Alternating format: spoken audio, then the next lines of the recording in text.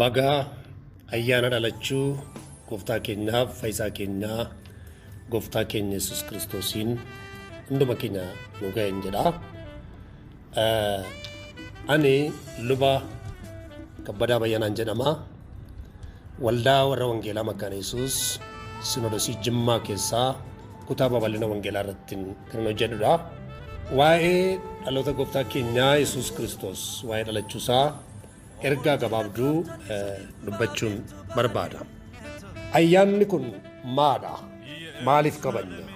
Ayyaanni gooftaa keenyaa Yesuus Kiristoos guyyaa dhalachuusaa kabajnu kun Waaqayyo inni waaqa kanaa fi lafa kana uume, inni hundumaa danda'u, haaboonsaa, waaqummaansaa, gochaasaa guddaa kan ta'e biyya lafaa kanatti namoota biyya lafaa kana keessa jiranii erga isaan cubbuudhaan kufanii booda ofitti araarsuu karaa inni ittiin barbaade gara biyya lafaatti ittiin dhufe karaa gooftaa keenyaa Yesuus Kiristoosidha. Egaa dhalachuun gooftaa keenyaa Yesuus Kiristoos kun Waaqayyo biyya lafaatti karaanni itti of barsiise, karaanni itti of mul'ise, mul'achuun Waaqayyo karaa Kiristoos karaan itti mul'ate tokko isa kana. Inni lammataan Waaqayyo waaqti bara baraa kun biyya lafaa dhiphatte abdii kan dhabde namoota dhiphatan namoota abdii dhaban keessatti gadi dhufee namoota fakkaatee bifa namaa uffatee akka namaatti dhalatee fayyisaan biyya lafaa kan ta'e Yesuus Kiristoos kun gara namaatti dhiyaachuu isaati.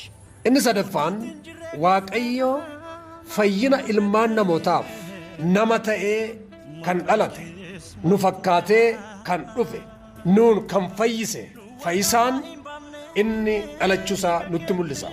Sababni isaaf Waaqayyo of fakkaatee humna waaqummaa hundumaa fudhatee yoo gara biyya lafaa dhufe namni kamiyyuu fuula isaa dura dhaabachuu hin danda'u.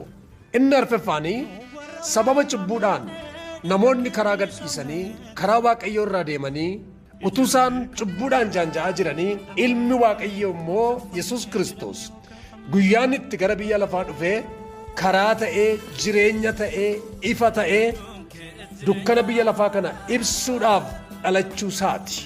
Inni itti aanu Yesuus Kiristoos bara inni dhalatu sana keessatti nagaan biyya lafaa kun baay'ee sodaachaa keessa kan inni ture. Fayyisaan biyya lafaa Yesuus Kiristoos yeroonni dhufe sana keessatti wal dhiibuu, wal ari'achuu, natti caala jechuu, ammeenya, jibba, of tuulummaa, mooraaliin namaa yookaan qulqullummaan namaa yeroo inni baay'ee gadi kufeef keessattidha Yesuus Kiristoos kan inni dhufe. Egaa haala kana keessattidha Yesuus Kiristoos fayyisaa biyya lafaa ta'ee kan dhalate. Yowwaa dhalate sana dhalachuun isaa maal argisiisa? Jireenya haaraati dhalate, yaada Waaqayyoo waaqarra jiru gara biyya lafaatti dhufee argame in mul'ate. Inni gaa erga dhalate qabee yaada Waaqayyoo sana, jireenya Waaqayyoo sana, sammuu Waaqayyoo keessa kan jiru sana, jaalala sana, wal simachuu sana argisiise.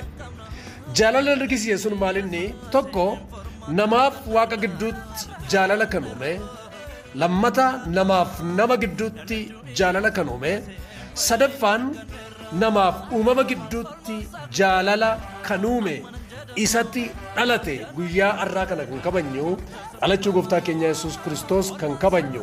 Kanaaf haraara dhalate, nagaa dhalate, namni waaqatti, waaqni immoo namatti, namni namatti, namni uumamatti kan araarsu fayyisaa kanatti dhalate waan ta'eef guyyaa kana kanaaf kan kabajamu. Egaa ayyaana kana yoo kabajnu, dhalachuusaa kana yoo kabajnu, jireenya inni itti jiraate sana yaadataa, maaliif akka inni dhalate sana yaadataa, sanni kaayyoo inni ittiin dhalate keessatti, kaayyoo Waaqayyo biyya lafaaf jaalala fuudhee dhufe sana keessatti akka jiraannu, moodelii jireenyaa inni nuu fuudhee dhufe kana, fakkeenya jireenyaa inni nuu fuudhee dhufe sana. Namootaaf nagaa laachuu, namootaaf jaalala laachuu, namootaaf eebba laachuu, namootaaf jireenya bara baraa laachuu, namoota dadhabbii keessaa cubbuu keessaa baasee waaqa wajjin akka isaan bara baraan jiraatan gochuu sana keessatti ayyaana kana yaada akkasiitti kan kabajne. Kana jechuun maal jechuudha? Nama dhiibuu, wal dhiibuu, jibba, of tuulummaa garagaraa dhiifnee amma danda'ametti isaan kana dadhabinatuma qabaannuyyuu irrisnee waaqayyos akka nu gargaaru kadhannee namoota hundumaa wajjin nama kan ta'e namni hundumtuu namadha. Nagaadhaan, jaalalaan, gammachuudhaan jiraachuu filachuudhaan ayyaana kana akka kabajnu waamicha koon sagalee kana kan dhagaan hundumaadhaaf nan dhiyeessa. Egaa ayyaana kana keessatti ergaan biraan kana ni qabu. Ayyaana kana waa qabnu waan qabnu namootaaf akka walii qoonnu ayyaana kanatti yookaan sirriitti kabajachuu kan hin dandeenye, kan nyaatan kan dhaban, kan beela'an ollaa keenya kan jiran, naannoo keenya kan jiran isaan kanaaf maaddii keenya akka isaaniif qoonnu.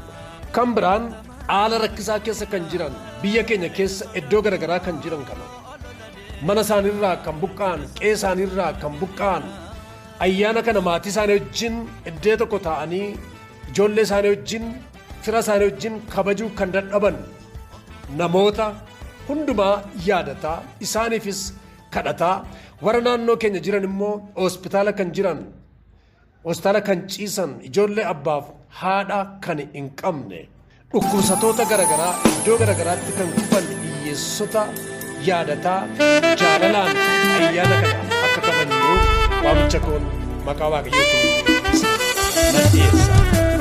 Egaa inni dhumaan bara kana keessa dhukkuba yeroo kana biyya lafaa rakkisaa jiru. Ayyaana kana waa kabajnu COVID-19 irraa of eeggataa namootaaf eeggannoo godhaa. Of eeggannoo kana keessatti lakkooftoonni suni baabiiftuu ba'anii ayyaanni kun ayyaana Yerusaalemii dhufanii ayyaana hundumti keenya wal simannee mandara Beeteliyem kutaa biyya Yihudaatti